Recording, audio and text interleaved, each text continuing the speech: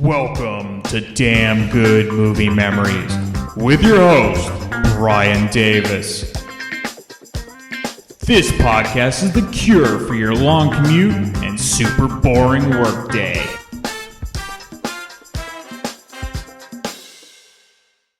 You function strictly as a go-between. For which I'll get paid? $10,000, cold cash.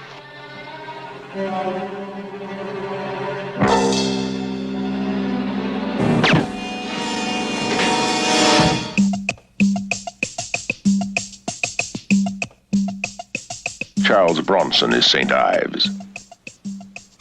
What are the odds in a Rams-Dallas game? He'll bet on anything, Okay, 500. even his life. I'm gonna take you out. Go between.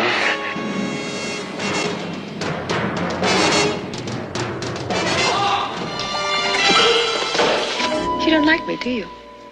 I don't like your questions. For you, you're tough, smart.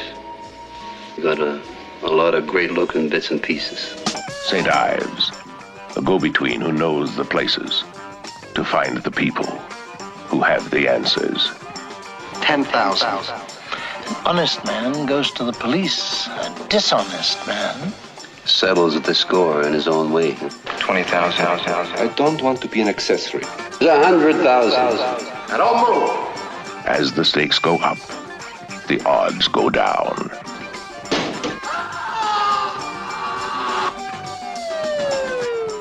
Every time we find a stiff, you're around. And why is that? I guess I'm just lucky.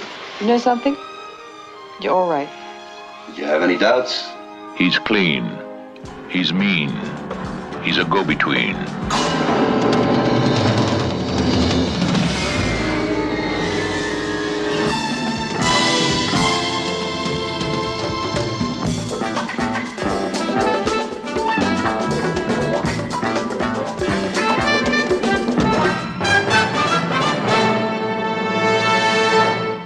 Hey there, it's Brian Davis, and for this week's episode, we're going to cover the movie St. Ives from 1976. The studio was Warner Brothers. Release date was July 23rd, 1976. The running time, 94 minutes, and was rated PG.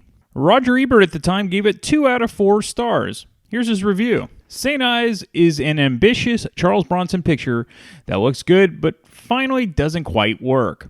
It's got atmosphere, an interesting cast, and some nice action scenes, but it bogs down in those speculations that are the bane of all crime mysteries. Like, for example, whoever killed the policeman must have known it was a Pan American flight bag I had at the laundromat, etc., etc. Still, the movie has its moments. One of them comes early on when Bronson, cast as a Los Angeles writer, is jumped by 3 thugs. They pull him into an abandoned warehouse. Terrible things are always going to happen in abandoned warehouses in Bronson pictures. So they mug him, rob him of $50, and prepare to throw him down an elevator shaft. "You SOB," one of them shouts. "You only have $50. And Bronson smiles calmly and says, "It only took you 5 minutes to get it. That's $600 an hour." All right, so Ebert gives away more film details, and of course that's my job, but the essential point is that he was disappointed with the film. So as a preteen growing up without cable, I would often scour the TV listings for any sort of movie that appeared on the basic TV stations. And inevitably, I would often find a Chuck Norris or a Charles Bronson film, and you know what? That would be good enough for me. I'm sure I first saw St. Ives back in those days, and once DVDs became the best and cheapest way to build a film collection, I had fun collecting these forgotten films from my favorite actors. All right, let's get into the main cast. Of course, you have Charles Bronson, who plays Ray St. Ives. Now, I covered Bronson's early career in the Death Wish episode, which was the film that made him a superstar and solidified his tough guy persona for the remainder of his career. Between Death Wish and St. Ives, Bronson made 4 films, all with his wife, Jill Ireland. Those were Breakout with Robert Duvall, Hard Times with James Coburn, Breakheart Pass, and From Noon to 3. Jacqueline Bisset plays Janet. One of the most beautiful actresses of her era, the British-born actress began her career in the late 1960s. Her most notable films from then until St. Ives were Bullet with Steve McQueen, Airport, and The Life and Times of Judge Roy Bean with Paul Newman. She also filmed a number of French and British films during this time period. The director, J. Lee Thompson. He was a frequent collaborator with Charles Bronson. They did 9 movies together, and St. Ives was actually their first. Prior to St. Ives, Thompson's best-known films were with Gregory Peck, The Guns of Navarone, and the original Cape Fear, also with Robert Mitchum, also McKenna's Gold. I have a brief making of the film. So St. Ives is based on the 1972 novel, which was written by Ross Thomas. His pen name was Oliver Bleak, and this novel was called The Procaine Chronicle. So the success of the novel led to the rights being sold to Warner Brothers the same year, but it actually took years to get the film finally made. And Bronson's normal romantic co-star, his wife Jill Ireland, turned down the female lead in St. Ives, and thus Jacqueline Bisset was cast. Okay, let's get into the film. Unfortunately, there's not a lot of clips available, so you're going to get a lot of me, and it just means you're going to have to go check out the movie for yourself. So it begins with the sound of a typewriter giving the following details. Los Angeles, Sunday, 11:30 a.m., October 24th. Next, we see lawyer Myron Green, played by Michael Lerner. He arrives at a cheap hotel and wakes up Raymond St. Ives, of course Charles Bronson, and St. Ives is a crime reporter. Myron is there to inform Ray that he has a summons from his ex-wife for alimony, which is $1,000 a month. Ray has been trying to write a novel, but he keeps getting rejected by the publishers. Now, the real reason Myron is there is because Ray has a job offer, but it sounds fishy. An eccentric millionaire named Abner Procaine, played by John Houseman. Now, people my age will remember him from his stoic voice in many commercials in the 1980s, specifically the Smith Barney ads. John Houseman for the investment firm of Smith Barney. Good investments don't walk up, bite you on the bottom, and say, we're here. Finding them takes good old-fashioned hard work, research, the kind they do at Smith Barney. Smith Barney is among a handful of top investment firms singled out for their work in research. Smith Barney. They make money the old-fashioned way. They earn it. In any case, Abner wants to hire Ray as a go-between, and he'll pay $10,000 to retrieve 5 stolen ledgers that were taken from Procaine's safe. So next, Ray is driving to the Procaine estate while a great 70s score written by Layla Schifrin plays.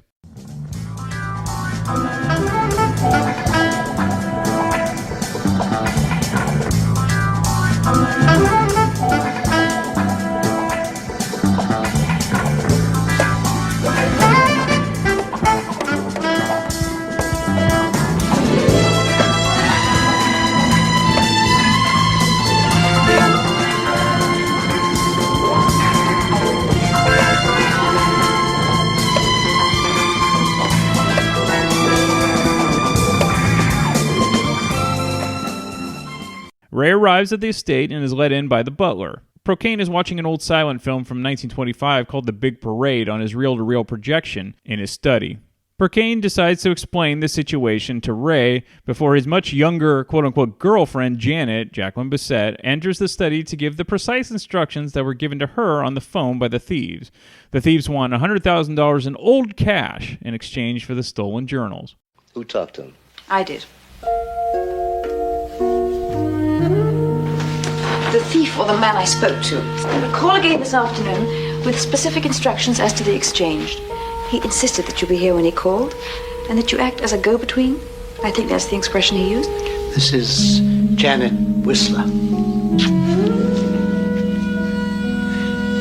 What else did he say?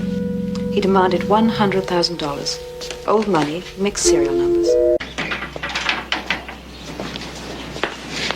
You want me to come with you tonight? That's not necessary. Besides, I'm being well paid for the risk. You'll be sure to call us immediately afterwards, then. Better than that, I'll be right here at your door.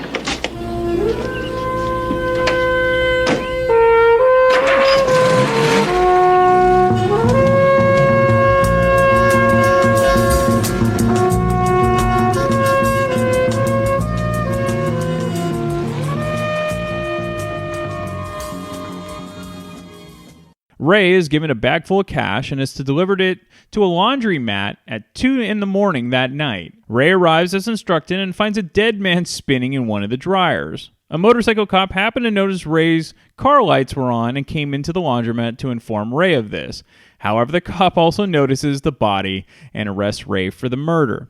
2 police detectives suspiciously just happened to be driving by and saw the cop detaining Ray. Now, these detectives are Frank Deal, played by Harry Guardino, and Carl Aller, played by Harris Yulin. The detectives take over the arrest of Ray and, of course, find the $100,000 in the bag.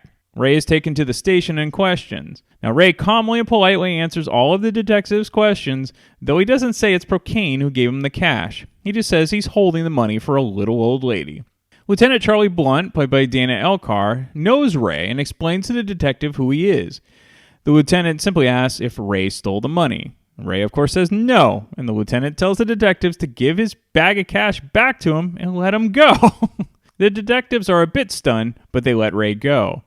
We also find out that the man killed was a small-time thief named Boykins with 16 petty arrests on his record. Ray goes back to his hotel and asks the doorman to put the bag of cash in the safe behind the front desk. It's now the next day, Monday, October 25th at 10:15 in the morning. Janet arrives at Ray's hotel. We see Ray on the phone making a bet on a football game.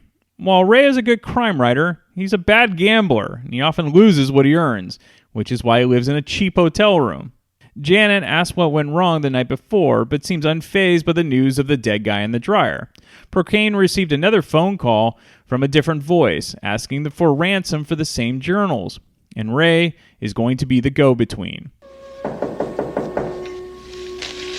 Thank God for Monday Night Football.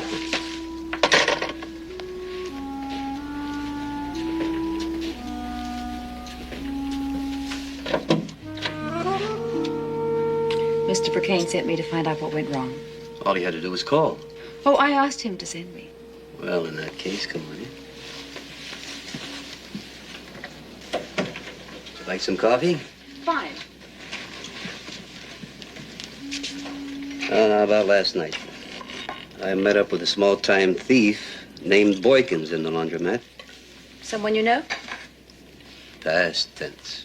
When I saw him, he was bouncing around inside of a dryer with his head on backwards. Oh, that's chicory coffee. Takes getting used to. You'll say that again. Hey, if you're going to sit there, I'll make up the bed. No. I like beds that have already been slept in. They're warmer. I don't think you understand about Boykins, or maybe I didn't make myself clear. But he was dead. Well, was that all there was to it? Maybe for you. But it was of some importance to Boykins. We had another call this morning. Another voice wanting ransom for the ledgers. He also wanted you to act as a go-between. He said he'd call tonight at 9 o'clock with instructions. I'll be there. Do you always live like this? In cheap hotels? Yeah. By choice? Why else would anybody live in a cheap hotel? You don't like me, do you? I don't like your questions. As for you, you're tough, smart, and you got a lot of great-looking bits and pieces. I wondered when you'd notice. A little early in the morning for me to notice things like that. The mornings are for getting over the nights before. But you should come around in the afternoon. Well... See you at 9 o'clock. Are you throwing me out? No man in his right mind would throw you out. It's just that afternoons are better, really. Afternoons are perfect. I'll remember that. That night, Ray goes for some dinner at a Hofbrau. When he leaves the Hofbrau, he gets cornered by three guys. Now, the leader has a gun, and he's played by Robert Englund, who is famously now known as playing Freddy Krueger. Now, Hood number 3, as he's credited as, is none other than Jeff Goldblum.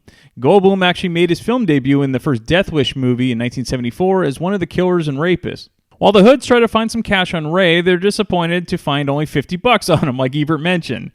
And it looks like they received some bad info about Ray. So they decide to kill Ray by throwing him down an elevator shaft. However, Ray grabs Goldblum and almost pulls him down with him. However, Ray loses his grip and then grabs the wires halfway down. Ray escapes before they can crush him with the elevator and chase him throughout the abandoned building. Ray eventually does a sneak attack and knocks out all three men separately because, he's Charles Bronson. Ray then decides to go to the Procaine estate to get some answers. Instead, Procaine gets another phone call with instructions for Ray to deliver the money again. This time, the men's room at the train station. Such nice places Ray gets to go to make some cash. So it's the next day, Tuesday, October 26th at 9:30 in the morning, and he goes to talk to a car chop shop guy named Johnny Parisi.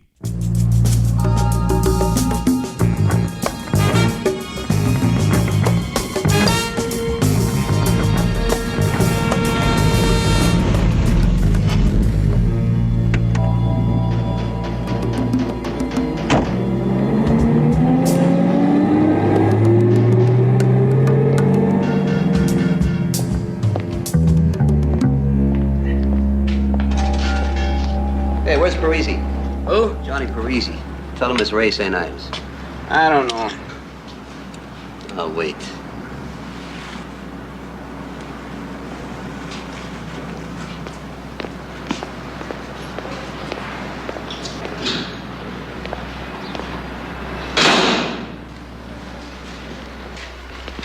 St. Ives.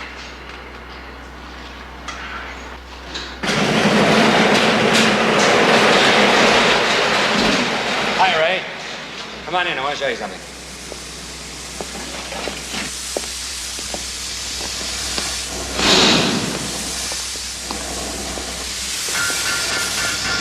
Looks just like any other car in the street. Get in. I got a surprise.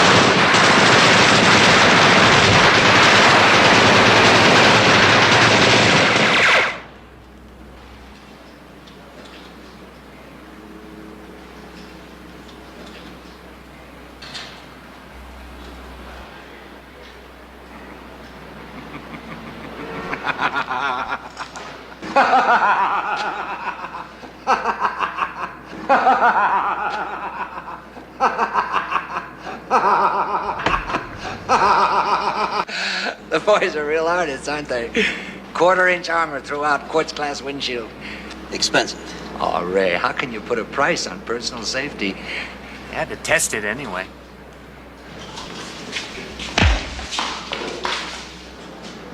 You're right. Personal safety is very important. What's on your mind, Ray? Stolen journals.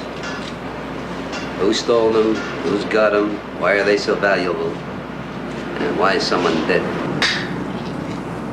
Maybe I'll be Shippo can help. Are you involved?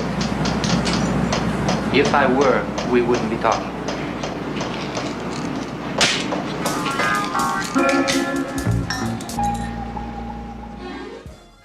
After the bulletproof car incident, Ray decides to continue his side investigation about the murder of the laundromat guy, that's Boykins, and also to figure out what the big deal is about these Procaine journals, what they might be. However, most of these leads seem to be like red herrings and don't seem to lead anywhere for Ray. For example, like when he visits a guy associated with Boykins at a hotel and the guy is found dead after jumping, or he was pushed, out of a hotel window. And of course, detectives Deal and Allard just happen to be on the scene when Ray arrives in the guy's room. Seems like too much of a coincidence to have another dead body appear when Ray is around, at least in the detectives' minds. However, a prostitute saw Ray downstairs right about the same time the body was dumped, and so again, Ray's off the hook with his alibi. The next day, Ray goes to the Union train station to try to drop off the money again for Procaine. It's a humorous scene as the toilets are pay toilets. Ray is instructed to leave the money in a specific stall, but it's occupied. A guy comes out of the stall next to the one Ray wants and tries to offer it to Ray, but he declines, saying he has a mental problem and can only go to the bathroom in a specific stall. The guy thinks Ray's nuts and leaves, but then a nerdy guy finally gets out of the stall that Ray wants and says he has the same problem as Ray. So Ray sits on the toilet, and we see another bag push from the stall next to Ray's, and it's pushed to his. The journals are in the bag, and Ray pushes the cash underneath the other stall, and then he leaves. Ray goes to Procaine's house with the journals. As we come to find out, Ray has read the journals, which is a detailed account of Procaine's life and crime, as Ray puts it. However, Procaine freaks out when Ray tells him that 4 pages were missing out of one of the journals. Procaine attempts to pay Ray his $10,000 fee, but now Ray wants more. He wants to read the missing pages, and agrees to stay on the case to retrieve them. All right, there's about 40 minutes left, and this is a good time to stop here because I can't give away the rest of the plot. And so what is in those missing journal pages, and how will Ray find them and stay out of harm's way? And what's the deal with Janet and her relationship with Procaine? Well, it's all answered in this very well done 70s crime drama. Well, some of it's answered, and some of it's just more red herrings, but that's up to you to find out. Now, this isn't a typical Bronson film. It's more of a deliberate detective story that was common in the 60s and 70s. So if you're expecting a shoot-'em-up action film, this isn't it. If you're into a good mystery with great actors, well, this might be the film for you. Now, I won't say the film is as good as something like Chinatown, not in the least, but it does have a 70s detective vibe to it, which I always appreciate. All right, some fun facts. So Marlon Brando and Steve McQueen were considered for the lead male roles of St. Ives by the film's original director, Dick Richards. The children of Charles Bronson apparently brought a lawsuit against Warner Brothers for allegedly failing to declare profits from the DVD and cable sales of St. Ives, and they claimed they were entitled to residuals for their father's work. The matter is believed to have been settled out of court. All right, I'm a huge Charles Bronson fan, so you're probably going to be getting many more Bronson films in the future, and however long this actual podcast goes, which could be 40 years the way my DVD collection is. But hey, that's fun. Stick with me. And I'll be back next week with yet another random movie from my DVD collection. If you are ever in the San Francisco Bay Area and still love collecting or renting DVDs or VHS tapes, come check out Captain Video in San Mateo at 2837 South El Camino Real. Captain Video is open 6 days a week and closed on Wednesday, and one of the last traditional video stores still running in the United States. New movies you can rent for $2.99 a day. Old movies you can rent for $2.99 for 5 days. And if renting isn't your thing, you can also purchase anything you find in the store. Be sure to tell Ira that you heard about Captain Video from the Damn Good Movie Memories podcast. Happy renting and happy collecting at Captain Video. Come hang out and chill with Brian A. Davis and the Bad Beat. Wednesdays, 11 p.m. Eastern, right here on thatmetalstation.com.